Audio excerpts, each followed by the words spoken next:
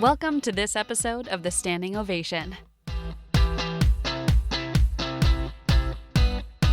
So my takeaways from 2023, I think obviously the big story that everybody's talking about is the impact Gen AI has had and how quickly it's had, the size impact it has had, even though we're really early going. I think it's probably a 10-year journey. But that was probably the biggest surprise for everybody. I don't think anybody anticipated, what an important role that would play, particularly at an application layer like us, and for customer experience as it did.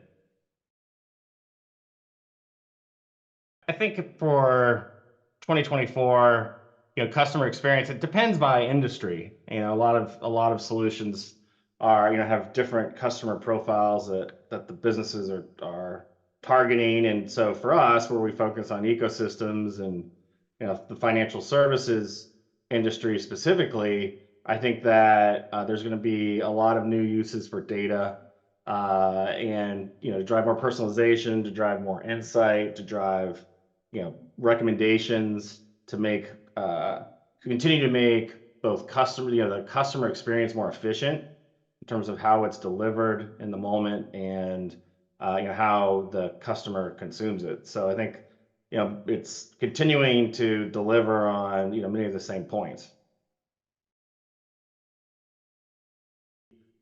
Everyone typically looks at their own products and processes with Roseland's glasses, and has an inherent belief that they're doing everything they can to make it a great experience. And unfortunately, customers don't always agree, and hence the gap. And I think some of that is to be expected, but on the other hand, there's always more work to be done in terms of making ideal customer journeys, whether that's I'm buying something, whether it's I'm trying to use it for the first time, whether I am trying to get approved for something, I'm trying to get help to solve a problem that I have. All of those things are what we refer to as journeys, and oftentimes companies focus on the touch point, not the journey, and therefore think that an individual touch point is a positive experience. But when you map all those out together, it turns out that the blended average is much lower, and I think that's what customers are saying.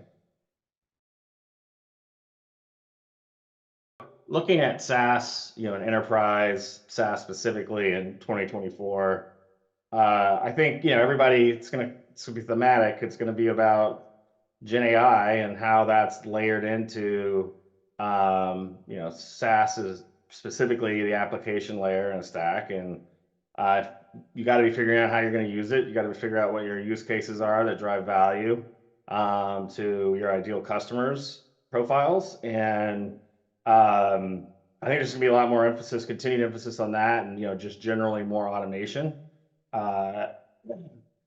And you have to. I mean, again, it was such an impact. I don't think we're to the place yet where we'll see pure, AI-based companies. I think at the application layer, I think it's going to be more of weaving it in, in 2024. I think in the case of B2C, I think consumers are going to, can get weary of it. I think it brings up the whole question of trust and what do you believe, and who do you believe? How do you know it's authentic? Whether it's an image, whether it's text, whether it's a voice. You could have the Dalai Lama answering support calls, as far as anybody knows, right? It could, you just don't know.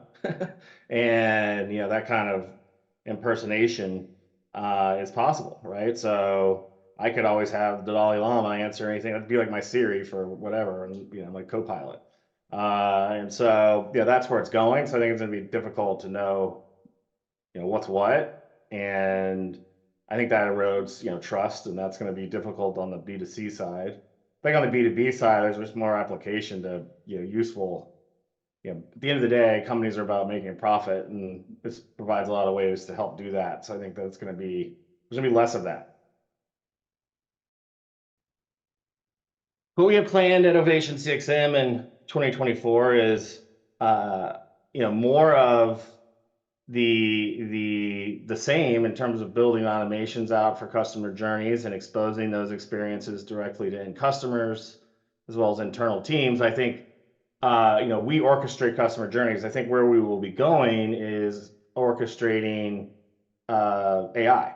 And what I mean by that is, there's three kinds of models, Gen AI models specifically. There's proprietary ones an enterprise might build on their own. There's closed ones like a ChatGPT, and there's open ones like Llama. And if you go to Hugging Face, you'll see tens of thousands of open source models. And so enterprises aren't going to use just one. We call it bring your own model, BYOM, and being able to orchestrate those into a journey to go, okay, what is the best value for that AI can be infused to help this particular step in a process, right? It's not always going to be the same thing. And how do you drive cost? It's intensive cost solution, and so you got to really optimize those costs to deliver the value that's promised. And so I think we're going to be focused on AI orchestration. So how do you get the most out of the different AI models at different steps in the customer's journeys, both internally to the enterprise and externally to customers? And we think that's the next big play related to this. So at this step, I may use XYZ, but at the next step, I may use ABC, and being able to orchestrate calling those different AI endpoints to deliver the best outcome is a big opportunity we see in conjunction with building that into the customer journey.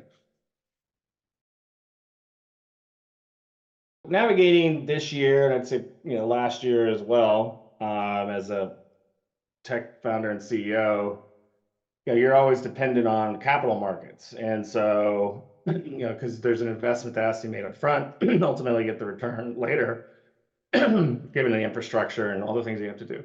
And so it's been a very hard pendulum swing from grow as fast as you can, capital is easier to get, to efficient growth, only grow profitably when capital is very difficult to get. And and that all happened very, very quickly.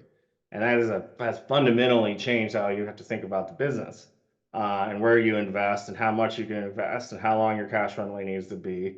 And so, I mean, it was a violent pendulum swing. It was not a gradual, over the course of time. It just flipped. And so I think that is impacted every company, and everyone's trying to get to be as efficient as possible and profitable as fast as possible if they're not. And then there's headwinds now and all of that mean you have to think about the business, how you operate the business, and what the objectives are differently. I think from a strategy perspective that you have to think is interesting, because I think it's not unsimilar to, we have a view of it, some of these things like the servicing journey are not unsimilar to how call centers opened up in the Philippines to save costs, right? And there's going to be this major, it's like outsourcing, but it's outsourcing to the machine.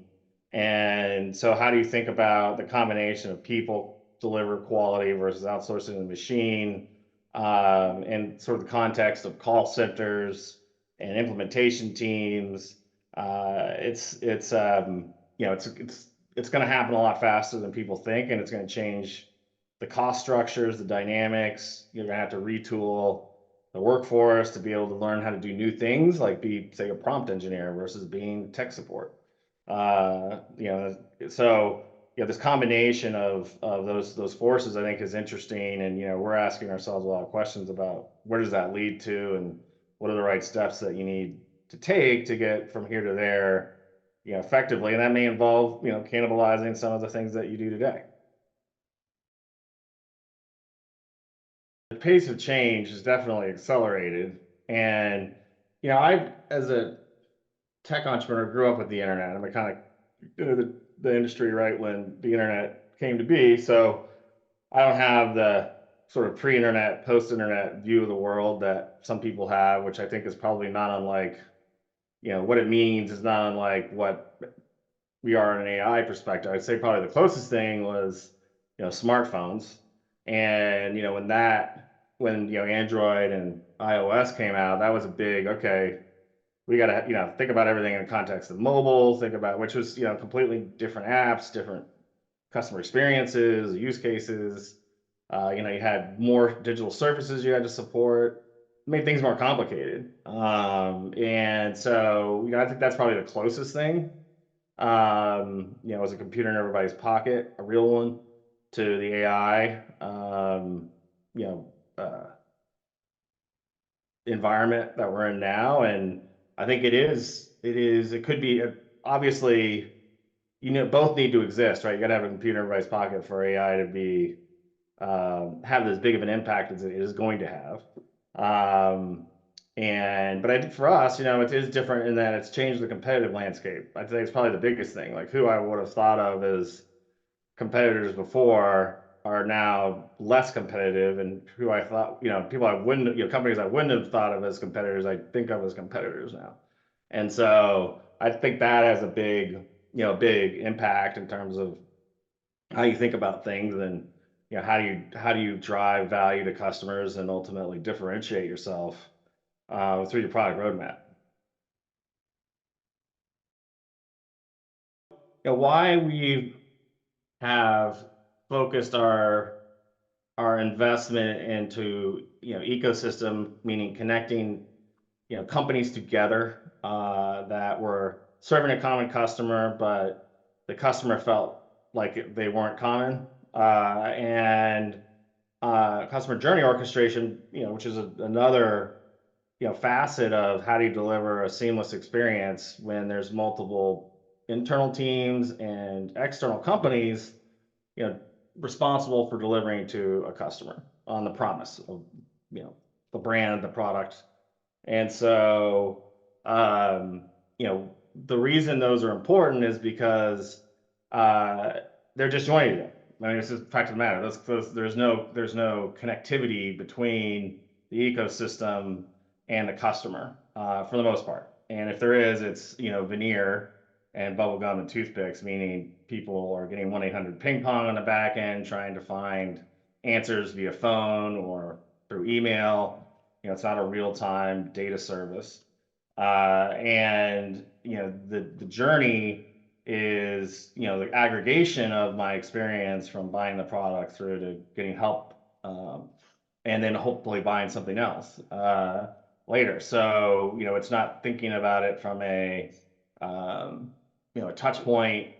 One team does this and it gets thrown over the fence. It's a holistic experience. And I think when you think about a product and you understand a customer segment, and you know what journey they're in, and you add in the visibility from third-party systems that you didn't have visibility to from before, you're able to get a holistic view of a customer. And that becomes a very unique data set when we think about even things like Gen AI, because you can do a customer summary that's much more robust. It's actually much more accurate, because it captures all of the customers' interactions, not just the ones with you.